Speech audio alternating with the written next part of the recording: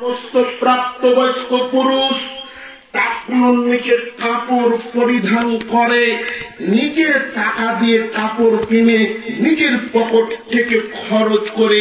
যে সমস্ত ব্যক্তি টাকনুর নিচে কাপড় পরিধান করে, এ সমস্ত ব্যক্তির তাহাজ্জুদ দিয়ে, হজ দিয়ে রমজান হচ্ছে সালাত আদায় করা, নামাজ আদায় করা।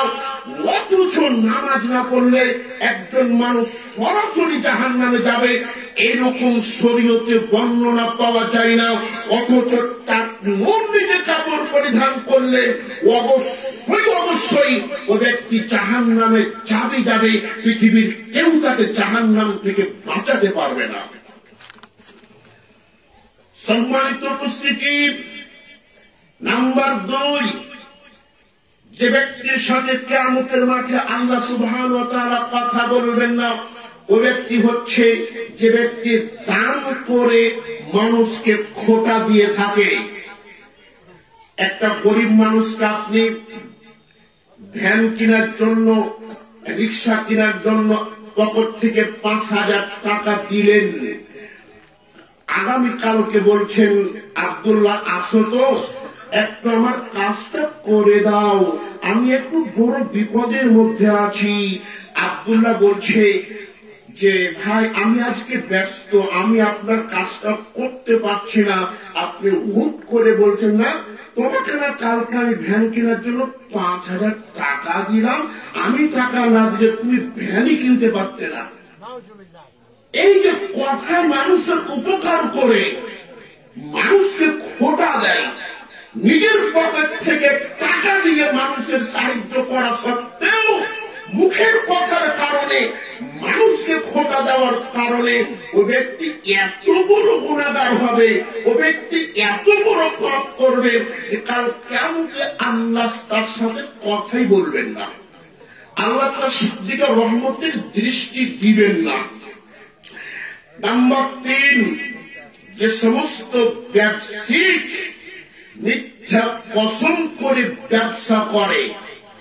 আপনি দোকানে গেছেন, আপনার কাছে কাপড়টা বিক্রি করবে বলেই ও ব্যক্তি বলছে আল্লাহর কসম করে বলছি এই কাপড়টা এত টাকা দিয়ে কিনা আছে, অথচ তার কসমের সাথে তার মূল্যের কোনো সম্পর্ক নাই।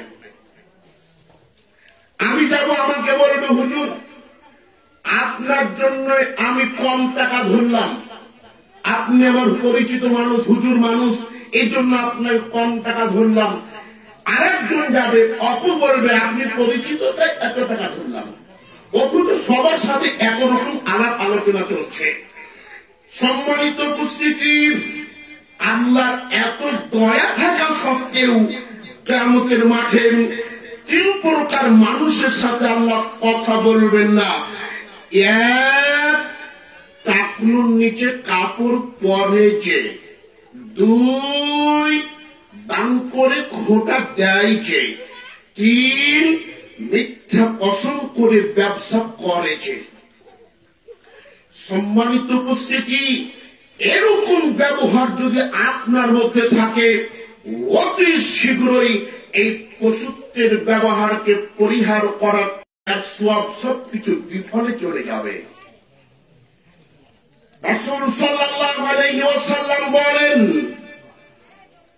3 প্রকার ব্যক্তিকে, 3 প্রকারের মানুষকে আমার খুবই ভয় হয়। এই 3 প্রকার মানুষ সম্পর্কে আমার খুবই ভয় হয়। এই 3 প্রকার মানুষকে যত ভয় পাই, পৃথিবীর কাউকে এত বেশি ভয় পাই না। পথভ্রষ্ট আলেম, এরকম টুপিওয়ালা পাঞ্জাবিওয়ালা মানুষকে পৃথিবীর মানুষ সম্মান করে। এই জুব্বাওয়ালা টুপিওয়ালা দেখলেই আনপাবলিক শ্রদ্ধার জন্য আগিয়ে যায়। অথচ আল্লাহর এক প্রকার আলেম সর্বপ্রথম জান্নাতে, জাহান্নামে প্রবেশ করবে। আমি একটি আপনাদেরকে আমল শিখি বলি, দেখেন তো মিলে কিনা। আমি ছোট থেকে শুনে আসছি, জায়নামাজে দাঁড়িয়ে এই দোয়া বলতে হয়, إني وجهت وجهي للذي فطر السماوات والأرض حنيفا وما أنا من المشركين। যাই নামাজে দাঁড়িয়ে দোয়াটি বলতে হয়, নামাজের চটি বইগুলোতে লেখা থাকে, অথচ কোরআন সুন্নাত এর কোনো ভিত্তি পাওয়া যায় না। কে শিক্ষা দিল? আমার মতন যুব্বওয়ালা, আমার মতন পাঞ্জাবিওয়ালা, আমার মতন টুপিওয়ালা ব্যক্তি আম পাবলিকের সামনে এই দোয়া বলেছে, এই দোয়া যায় নামাজে বলতে হবে, অথচ আল্লাহ রাসূলের বাণী যখন তাকবীরে তাহরিমা বলা হবে তখন তোমরা বলো সুবহানাকা আল্লাহুম্মা ওয়া বিহামদিকা আশহাদু আল লা ইলাহা ইল্লা আনতা আস্তাগফিরুকা ওয়া আতুবু ইলাইক। সুবহানাকা আল্লাহুম্মা ওয়া বিহামদিকা ওয়া তাবারাকা ইসমুকা ওয়া তাআলা জাদ্দুকা ওয়া লা ইলাহা গায়রুক। এই একটা সানা। আর একটা সানা আছে আল্লাহুম্মা বাঈদ বাইনি, এই একটা। আর বলা যেতে পারে যাই নামাজের দোয়া পৃথিবীতে নেই, অথচ বর্তমান সমাজে আপনি যার মা একটা প্লেট কিনেছে, ওই প্লেটে চিংড়ি মাছের ছবি দেওয়া আছে।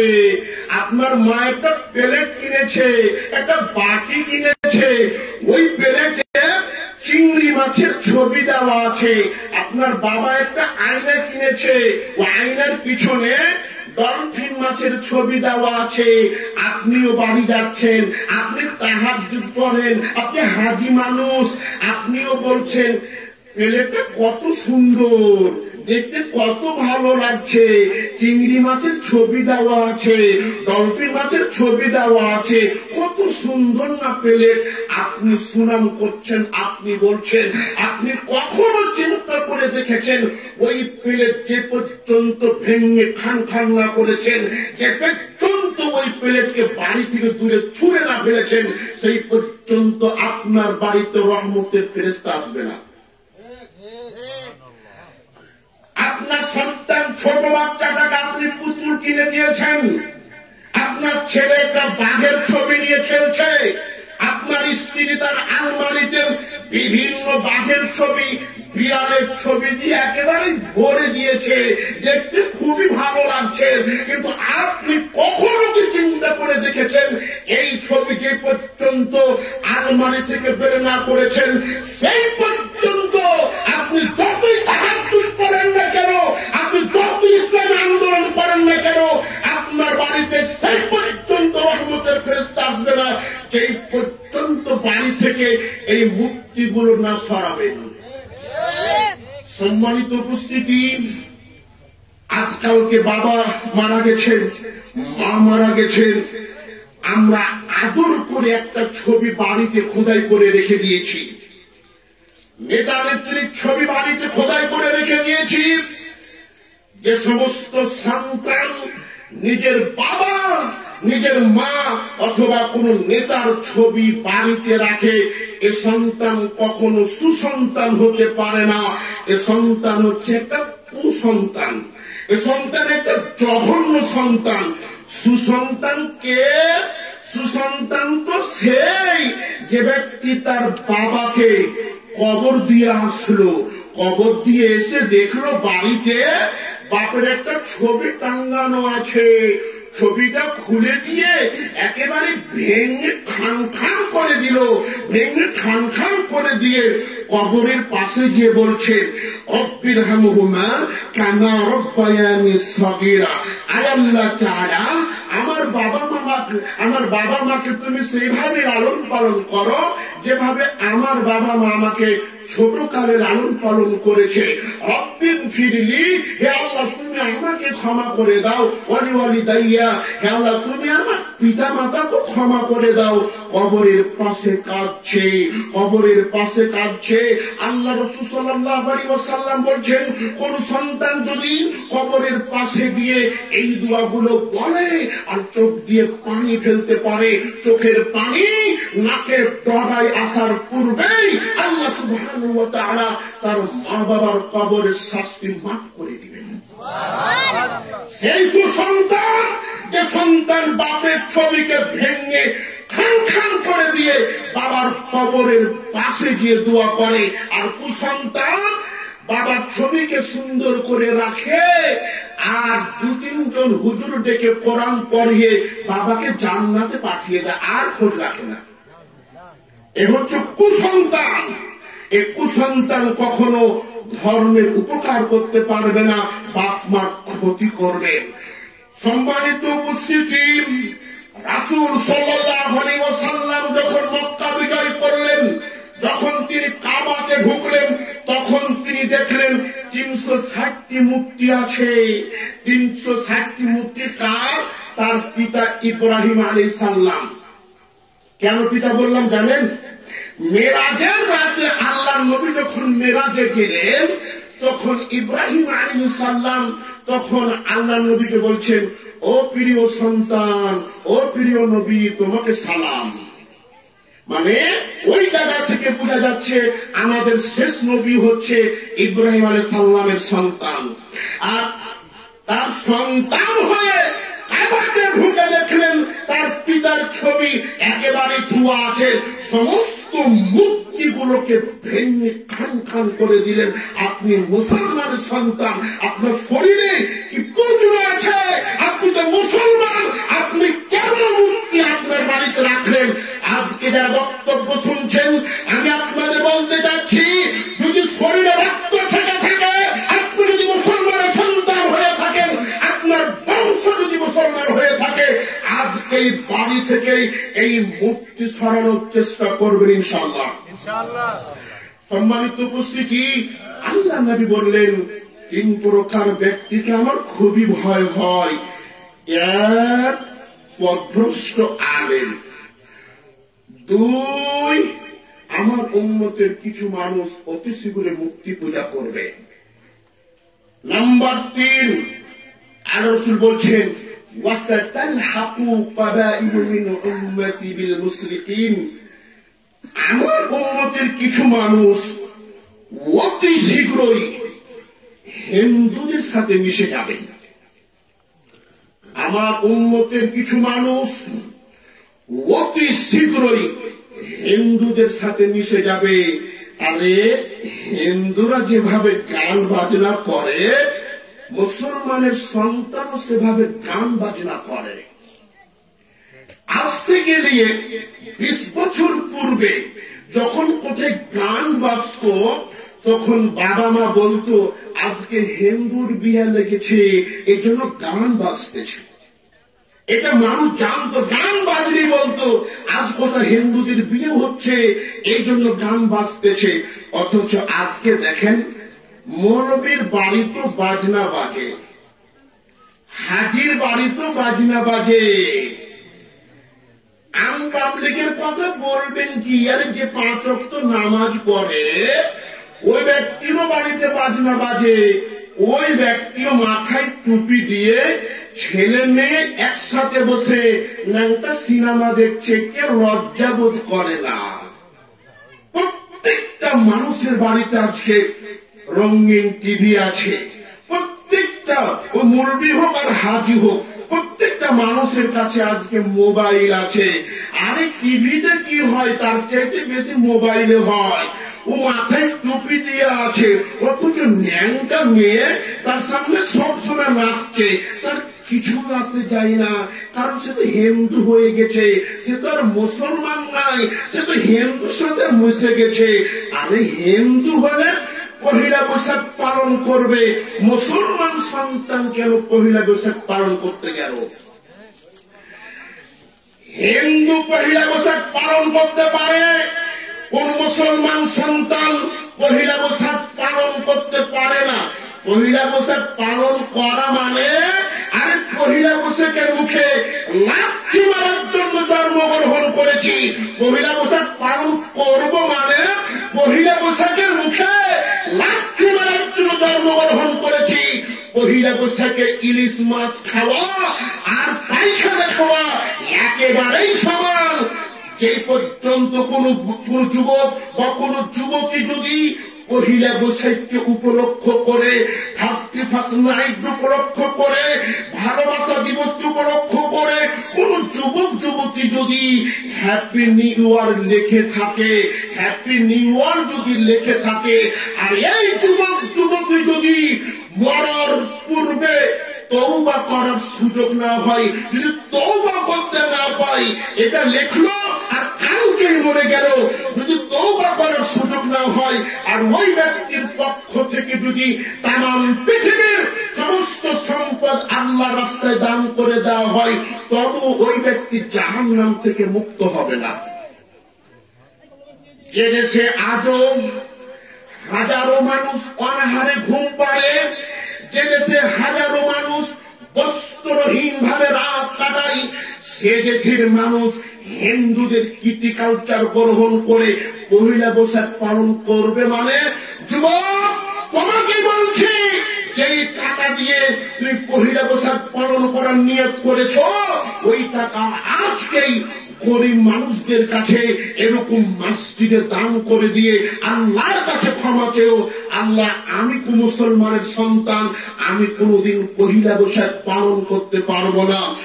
সম্মানিত উপস্থিতি, রাসূল সাল্লাল্লাহু আলাইহি ওয়াসাল্লাম বললেন, 3 শ্রেণীর মানুষকে আমার খুবই ভয় হয়, 3 প্রকার মানুষকে আমার খুবই ভয় হয়, এরাই ধর্মের ক্ষতি করবে।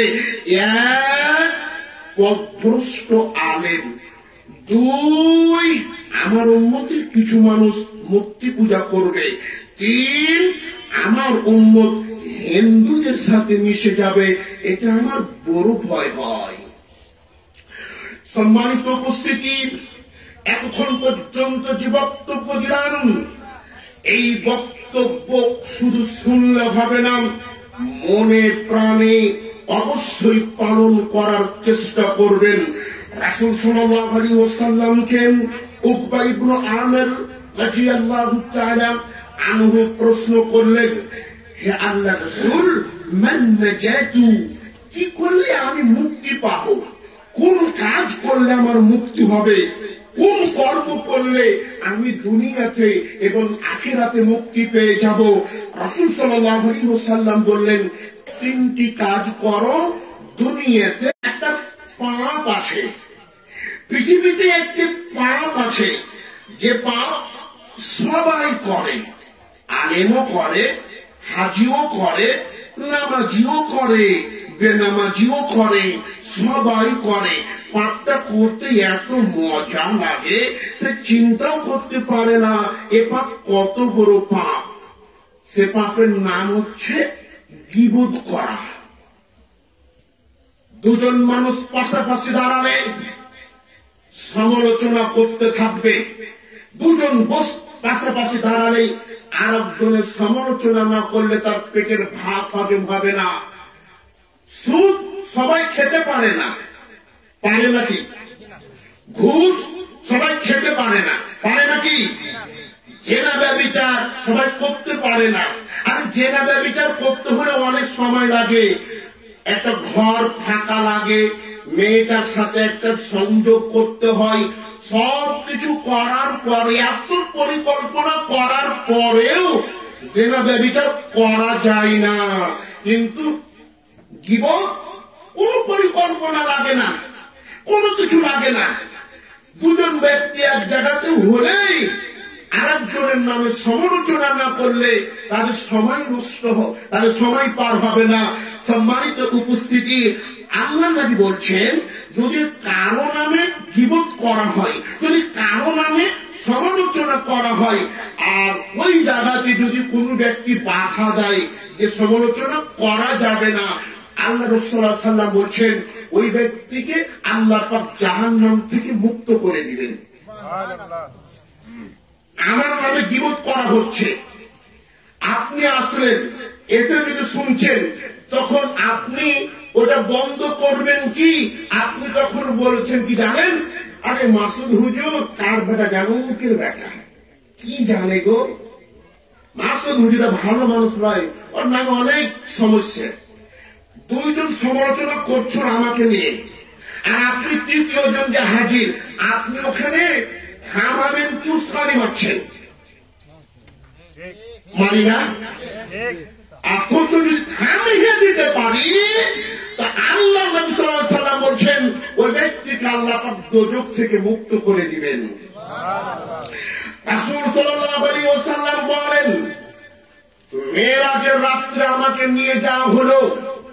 আমি এমন কিছু মানুষের পাশ দিয়ে অতিক্রম করলাম, এমন কিছু মানুষের পাশ দিয়ে যাচ্ছিলাম যাদের নখ ছিল তামার তৈরি, তাদের নখগুলো ছিল তামা দ্বারা তৈরি।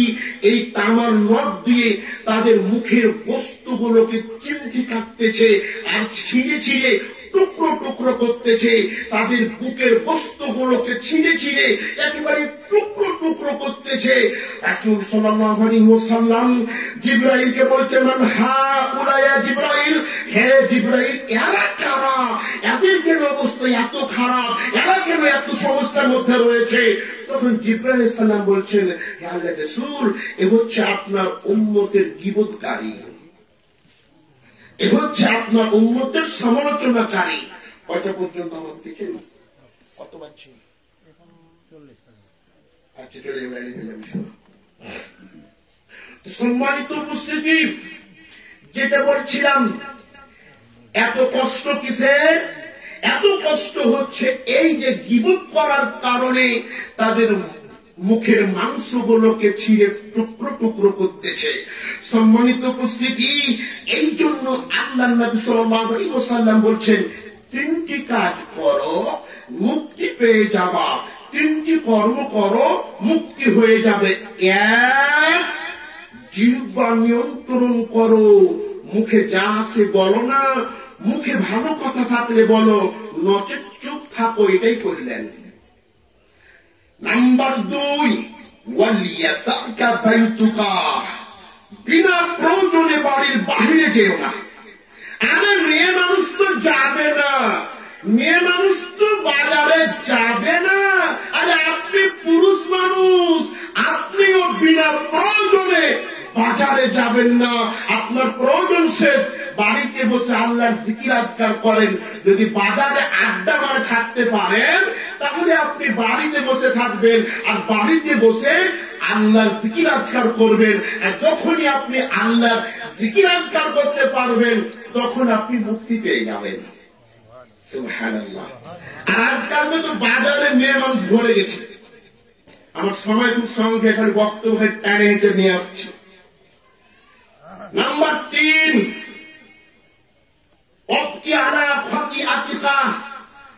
নিজের পাপের জন্য কাঁদো, নিজের গুনাহের জন্য কাঁদো, মুক্তি পাবে। বয়স তো ৮০ হয়ে গেল, জীবনে নিজের পাপকে স্মরণ করে কোনদিন কাঁদতে পেরেছেন? যুবক ছেলে কাঁদে কেন? কোন বান্ধবী ছেঁকা দিয়েছে তাই। যুবক ছেলে কাঁদে কেন? বাড়ির বিদায় কেন? কোন যুবকের মেয়ে তাকে ছেঁকা দিয়েছে।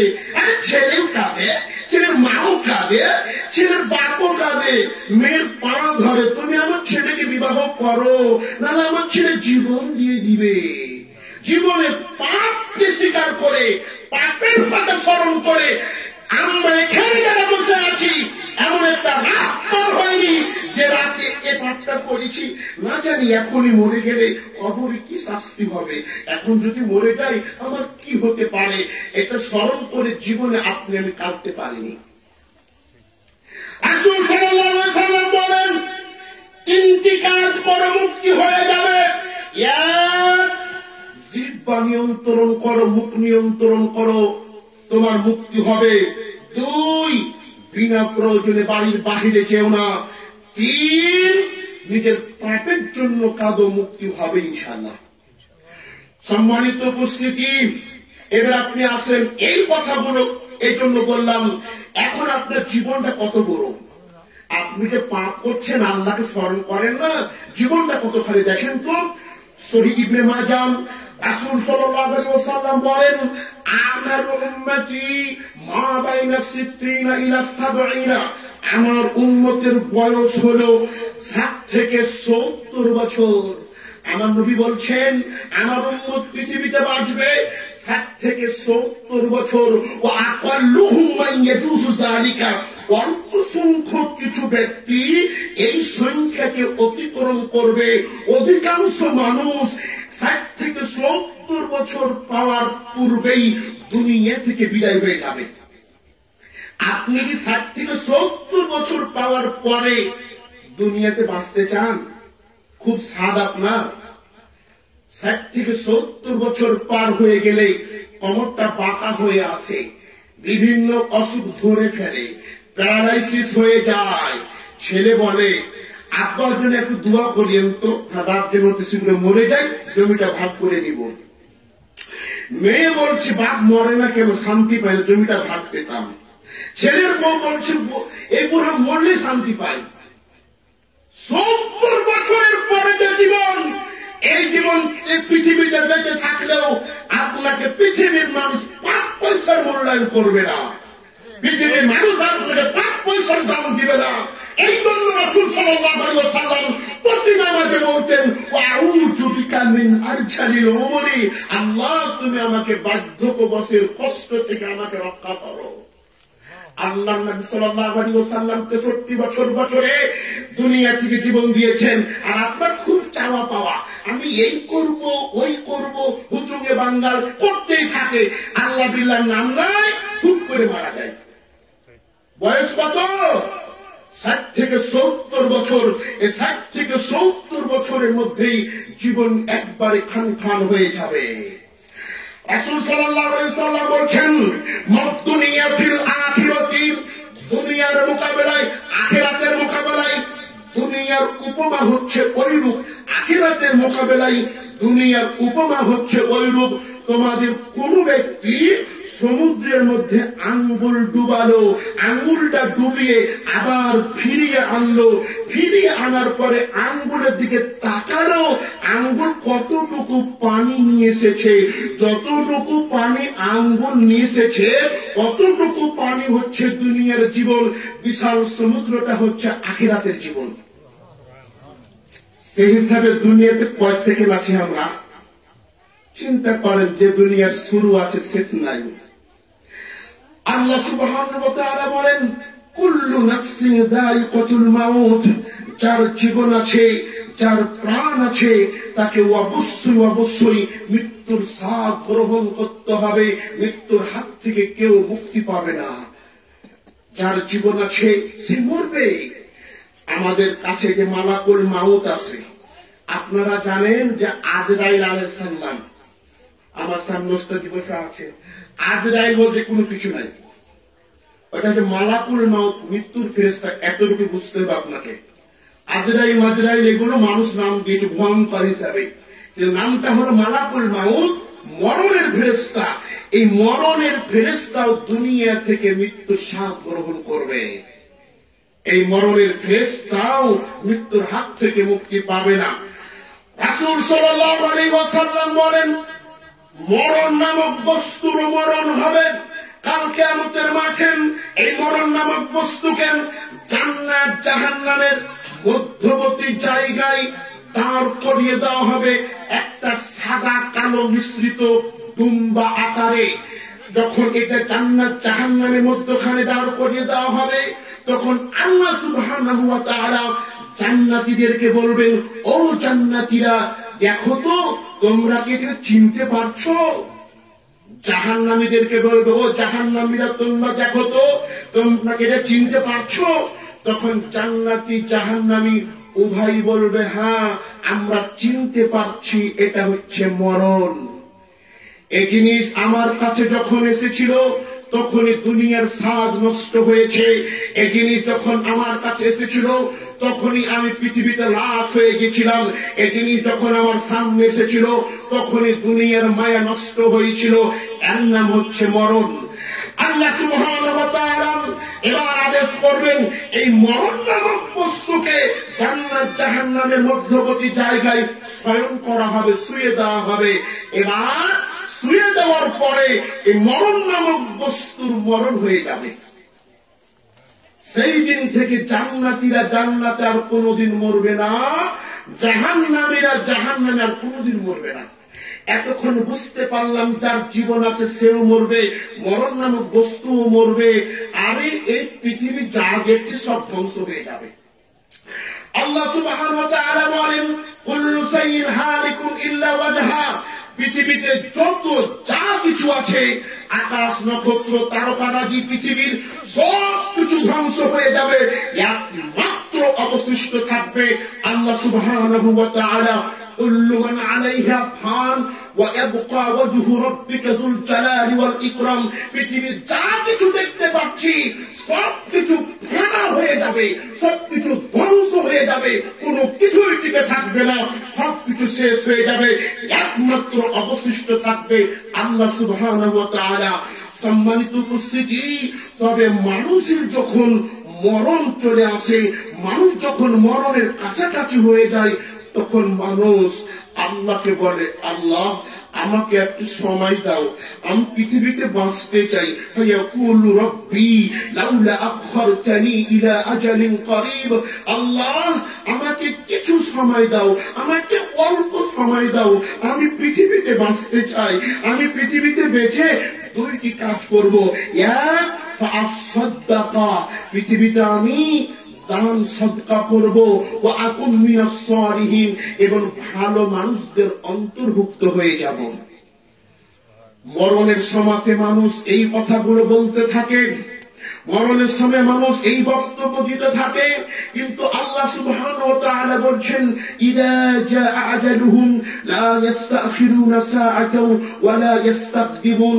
মানুষের যখন নির্ধারিত সময় চলে আসে, তখন আর সামনে এবং পিছনে এক সেকেন্ডও করা হয় না। সময় চলে এসেছে, তখনই মরে যাবেন। আরে আমরা তো বলবো দুনিয়ার মধ্যে সবচেয়ে বেশি বদমাশ ছিল ফেরাউন। নাম শুনেছেন আপনারা? ফেরাউনের নাম শুনেছেন? বলেন তো ফেরাউনের নাম কি? মেনে তো বক্তব্য শুনে আসলেন। ফেরাউনের নাম হচ্ছে রেমেসিস। মিশরের সে সময় যারা মন্ত্রী হতো তাদের নাম ছিল ফেরাউন। যেমন আমাদের হের প্রধানমন্ত্রী, সরকারের প্রধানমন্ত্রী থাকে, ওই সময় যারা বাদশাহ হতো ওদের একটা উপাধি ছিল ফেরাউন। যে ফেরাউনের কথা আপনি আমি শুনি, এই ফেরাউনের নাম হচ্ছে রেমেসিস।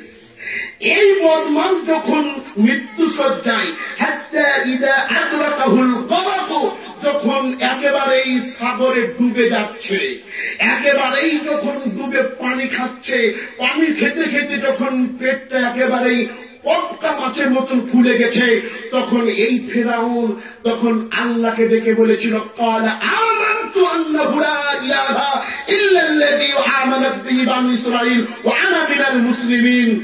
আমি ঈমান আনলাম, আমি ঈমান আনলাম ওই আল্লাহর প্রতি, যে আল্লাহ ছাড়া সত্যিকার অর্থে কোনো মাবুদ নেই।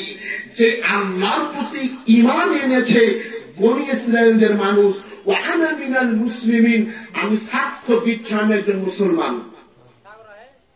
ফেরাউন মরার সময় কথাটা বলেছিল। বোঝা যাচ্ছে যারা মরণ যখন মানুষের কাছাকাছি হয়ে যাবে, তখন মানুষ পৃথিবীতে বাঁচতে চাইবে, মানুষ তখন পৃথিবীতে ফিরে আসতে চাইবে, তখন মানুষ চাইবে দুইটি কাজ করতে। এক, আমি দান সদকা করব। দুই, আমি ভালো মানুষদের অন্তর্ভুক্ত হয়ে যাব। একটি হাদিস বলি, মুসা আলাইহিস সালামের কাছে যখন সর্বপ্রথম মালাকুল মাউত আসলেন, তখন মুসা আলাইহিস সালাম তাকে থাপ্পড় মেরেছিল। থাপ্পড় মেরে তাকে পাঠিয়ে দেওয়া হয়েছিল, মানে কিছু কিছু বর্ণনা পাওয়া যায় তার চোখ কানা করা হয়েছিল। এই মালাকুল মাউত আল্লাহর কাছে গিয়ে আল্লাহকে বলছেন, আল্লাহ এমন একজন ব্যক্তির জান বের করার জন্য আমাকে পাঠানো হয়েছে, যার জান বের করা তো দূরের কথা, সে আমাকে পাকড়াও করে ফেলেছে।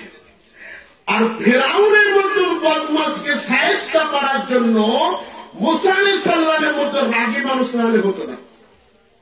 কথা বুঝতে পেরেছেন? যখন যেটা প্রয়োজন আল্লাহ সুবহানাহু ওয়া তাআলা তখন সেটাই দিয়েছেন। তখন আল্লাহ সুবহানাহু ওয়া তাআলা মালাকুল মাউতকে বলল, যাও তুমি এবারে তুমি যাও, যে বলবা আল্লাহ সুবহানাহু ওয়া তাআলা বলেছে তোমার হাতটা গাভীর উপরে রাখবে, একটা গাভীর উপরে রাখবে, আর হাতের নিচে যতগুলো পশম পড়বে সমস্ত পশমের বিনিময়ে আল্লাহ সুবহানাহু ওয়া তাআলা তাকে 1 বছর করে হায়াত দান করবে। কত বছর করে? 1 বছর করে হায়াত দান করবে।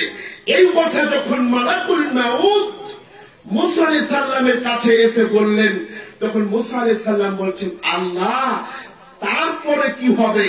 তখন আল্লাহ সুবহানাহু ওয়া তাআলা বললেন, তারপরে মুসা তোমাকে দুনিয়া থেকে বিদায় হতে হবে। তখন মুসা আলাইহিস সালাম বলেন, আল্লাহ আমাকে যদি দুনিয়া থেকে বিদায় হতে হয় তাহলে আমি আর পৃথিবীতে বাঁচতে চাই না, আমাকে এখনই মরণ দিয়ে দাও। সম্মানিত উপস্থিতি, আমরা উক্ত হাদিস থেকে বুঝতে পারলাম যখন মানুষের মরণের সময় হয়ে যাবে, মানুষের যখন সময় চলে আসবে, তখন মানুষকে মৃত্যুর স্বাদ গ্রহণ করতে হবে। যদিও পৃথিবীতে মানুষ ফিরে আসতে চাইবে, তবুও তাকে ফিরে আসার সুযোগ করে দেওয়া হবে না। সম্মানিত উপস্থিতি, রাসূল সাল্লাল্লাহু আলাইহি ওয়াসাল্লাম বলেন, আকসিরু মিন যিকরি হাদিমিল লাযযাতিল মাউত। পৃথিবীর মানুষ, তোমরা স্বাদ নাশক, দুনিয়াকে তৃপ্ত করা নাশক বস্তু মৃত্যুকে বেশি বেশি স্মরণ করো। মরণকে বেশি বেশি স্মরণ করলে দুনিয়ার প্রতি স্বাদ, দুনিয়ার আসক্তি আপনার অন্তর থেকে নষ্ট হয়ে যাবে। মানুষের যখন টাকা পয়সা বেশি হয়, মানুষের যখন টাকা পয়সা বেশি হয়, তখন মানুষের পৃথিবীতে মানুষকে মানুষ মনে করে না, মৃত্যুকে ভুলে যায়। তখন মানুষ বিভিন্ন পাপ করতে থাকে, তখন মানুষ বিভিন্ন অন্যায় করতে থাকে। কিন্তু যখন টাকা কম থাকে তখন মানুষ পাপ কম করে। যেমন একটা উদাহরণ আমি আপনাকে দিই, যেটা হচ্ছে জন্মবার্ষিকী পালন করে। বরং তো পেটে খাবার না থাকলে জন্মবার্ষিকীতে কেক কাটা যায়? বলেন তো, কেক কাটা যায়? আর যখন পেটে খাবার, তখন মেয়ে নিয়ে এসে নাচাও যায়, তখন মেয়ে নিয়ে এসে গান বাজনাও করা যায়। আরে মেয়েকে নিয়ে একেবারেই তোলপাড় শুরু করা যায়। আর যখন খাবার থাকে না, কেউ সালামও দেয় না। অথচ জন্মবার্ষিকী পালন করা হচ্ছে একটা শিরকি পন্থা। অথচ মুসলমানদের ঘরে ঘরে চলে এসেছে। কেন? এখন টাকা পয়সা বেশি হয়েছে তাই। যখন টাকা পয়সা বেশি হবে তখন আপনি বেশি বেশি মরণকে স্মরণ করেন। মরণকে স্মরণ করতে পারলে জেনা ব্যভিচারের মতন অন্য নারীদের দিকে আপনার চক্ষু নজর কখনো যাবে না। কোন পুরুষ যদি বিবাহের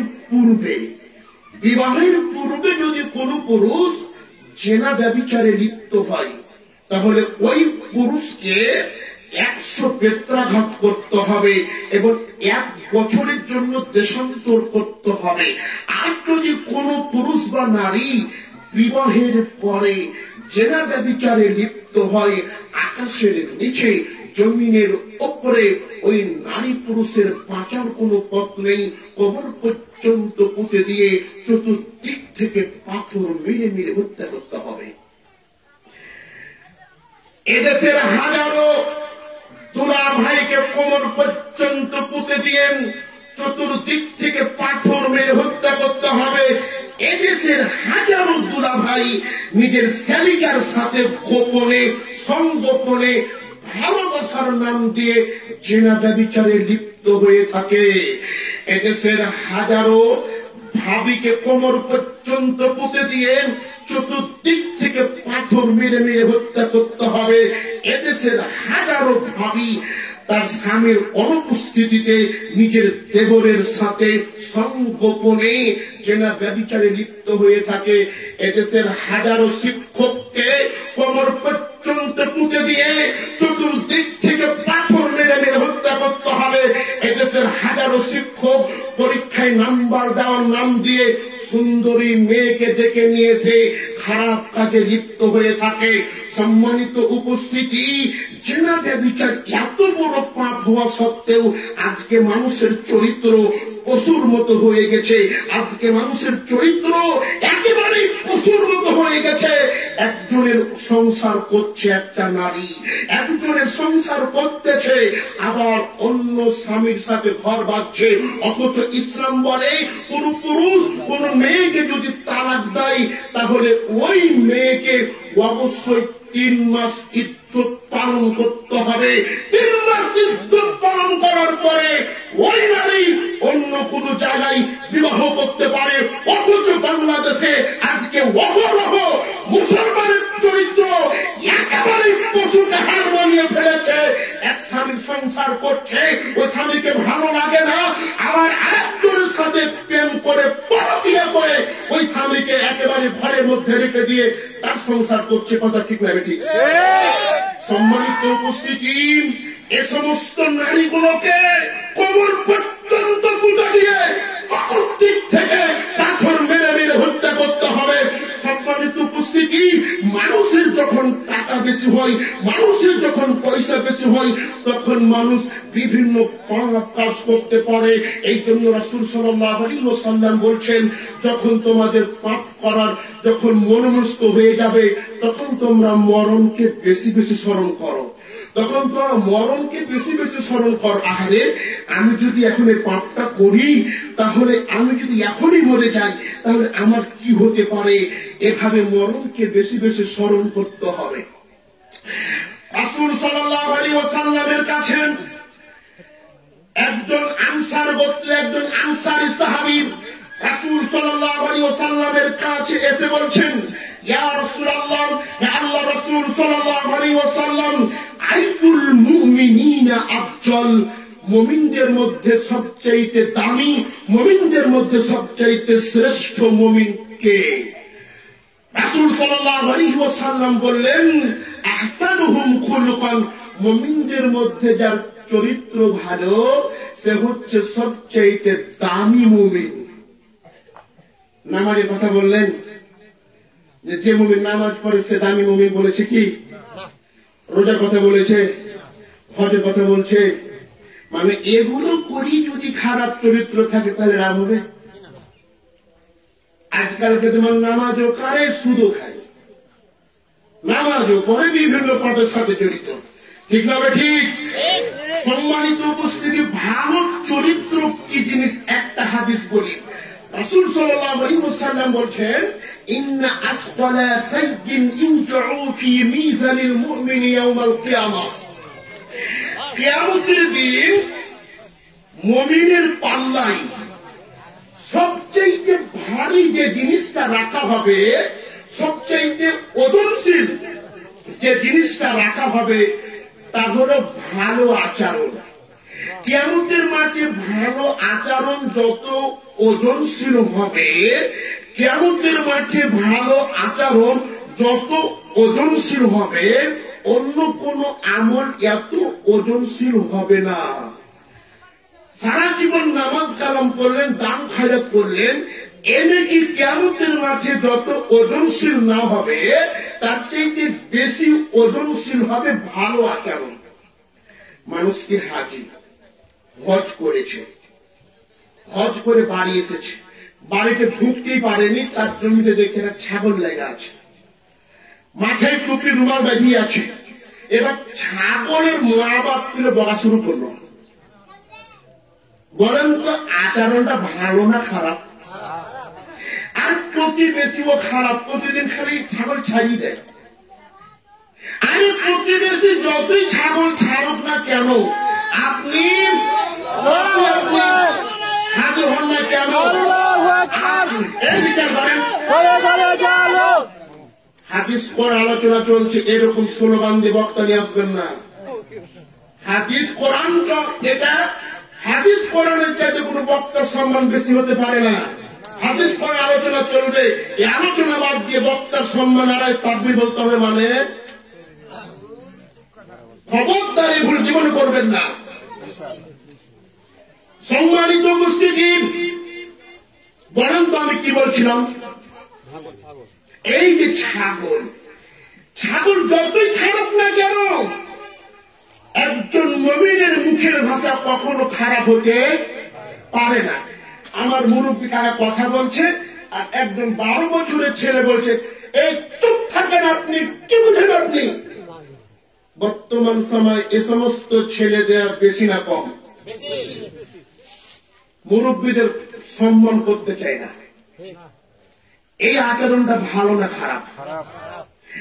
এই জন্য আল্লাহ নবীকে প্রশ্ন করা হলো, মুমিনদের মধ্যে সবচেয়ে দামি মুমিনকে? তখন আল্লাহর নামে নামাজের কথা না বলে তিনি বললেন, যার চরিত্র ভালো সে হচ্ছে সবচাইতে দামি শ্রেষ্ঠ মুমিন। এরপর আবার প্রশ্ন করা হলো, আইয়ুল মুমিনিনা আকিয়াস, মুমিনদের মধ্যে সবচাইতে বুদ্ধিমান মুমিনকে, সবচাইতে বিবেকবান মুমিনকে? আমরা তো জানি যে যত মিথ্যা কথা বলে মানুষকে ঠকাতে পারে, মানুষ বলে সে খুব চালাক, খুব বিবেকবান, বলি না আমরা? অথচ আল্লাহ রাসূলকে প্রশ্ন করা হলো, মুমিনদের মধ্যে সবচেয়ে বিবেকবান, সবচেয়ে বুদ্ধিমান মুমিনকে? তখন আল্লাহ রাসূল সাল্লাল্লাহু আলাইহি ওয়াসাল্লাম বললেন, আকসারুহুম লিল মাউতি যিকরান, যে ব্যক্তি মরণকে বেশি বেশি স্মরণ করে এবং মরণের পরবর্তী জীবনের জন্য প্রস্তুতি গ্রহণ করে, সে হচ্ছে পৃথিবীতে সবচেয়ে বুদ্ধিমান মুমিন। সুবহানাল্লাহ। এই জন্য মরণকে বেশি বেশি স্মরণ করতে হবে এবং মরণের পরবর্তী জীবনের জন্য এই দুনিয়াতে প্রস্তুতি গ্রহণ করতে হবে। যদি আমরা করতে পারি তাহলে আমরা বুদ্ধিমান মুমিন হয়ে কাল কিয়ামতের মাঠে জান্নাত চলে যেতে পারবো ইনশাআল্লাহ। সম্মানিত উপস্থিতি, সময় 1 ঘন্টা বেঁধে দেওয়া হয়েছিল। যে আলোচনাটুকু করলাম আপনারা একটু আমল করার চেষ্টা করি। আমি সুর সার দিয়ে গজল গেয়ে বলতে পারি না, বলা অভ্যাস মনে করি না, জাতিকে ফাঁকে দিতেও চাই না। এতক্ষণ যে কথাগুলো বললাম, কালকে সকালে আপনার অন্তরে কিছু লেগে থাকবে ইনশাল্লাহ। আমি আশাবাদী আপনি অবশ্যই আজকের মাহফিল থেকে কিছু নিয়ে যেতে পারবে, এটা আশাবাদী আমি। আলোচনা ছিল টাকনোর নিচে কাপড় পরা যাবে না, পরবেন না। আজকে ওই পায়জামাটা কেটে ফেলবেন ইনশাআল্লাহ। 2 নাম্বার, দান করে খোটা দেওয়া যাবে না, যাবে না। নাম্বার 3, মিথ্যা কসম করে ব্যবসা করা যাবে না, যাবে না। এবার আরেকটা আলোচনা ছিল, জিহ্বা নিয়ন্ত্রণ করতে হবে বলেছিলাম। 2 নাম্বার বলেছিলাম, বিনা প্রয়োজনে বাড়ির বাইরে যাবেন না, মনে আছে? নাম্বার 3, নিজের পাপের জন্য কাঁদবেন বলেছিলাম। আরেকটা কথা বলেছিলাম, মানুষের গীবত করবেন না। 1 ঘন্টার আলোচনাতে এতগুলো কথা বলেছি, লাস্টে এসে বলেছি এগুলোকে ত্যাগ করে মরণকে স্মরণ করার চেষ্টা করবেন, তাহলে এই পাপগুলো থেকে বাঁচতে পারবেন। আল্লাহ সুবহানাহু ওয়া তাআলা আপনাকে আমাকে সকলকে উক্ত বিষয়টির প্রতি আমল করার শক্তি দান করুন। সকলে বলছি আল্লাহুম্মা আমিন। আমাকে চিনতে পেরেছেন? না পরিচয় দেওয়া লাগবে? পরিচয়টা দিয়ে দিতে হলে, আমার আব্বার নাম বুদর, গার্লস স্কুলের পাশে বাড়ি, বুঝতে পেরেছেন? গার্লস স্কুলের পাশে বাড়ি। আমরা 3 ভাই হাফেজ জানেন, আল্লাহর রহমতে 3 ভাই এই মাঠে ময়দানে আছি। দোয়া করবেন, সুর সাদ দিয়ে গাড়ি বাড়ি করতে চাই না, দোয়া করবেন হক কথা বলতে পারি, জাতির মানুষকে যেন পরিবর্তন করার শক্তি আল্লাহ আমাকে দান করে, এ দোয়া করবেন। সম্মানিত উপস্থিতি, আমার বাড়িতে বুঝতে পেরেছে। আপনাদের কোন প্রশ্নের কখনো সম্মুখীন হলে আমার নাম্বারটা নিয়ে রাখবেন। যে কোনো সমাজে যে কোনো গোপন প্রশ্ন যে কোনো সময় আপনি আমাকে ফোন দেবেন, আমি আপনার সমাধান দেওয়ার চেষ্টা করবো ইনশাআল্লাহ। আল্লাহ পাক কবুল করুন। সকলে বলছে আল্লাহুম্মা আমিন। একটা আমার সাথে বলতে হবে, সুবহানাকা আল্লাহুম্মা ওয়া বিহামদিকা আশহাদু আল্লা ইলাহা ইল্লা আনতা আস্তাগফিরুকা ওয়া আতুবু ইলাইকা। আসসালামু আলাইকুম ওয়া রাহমাতুল্লাহ।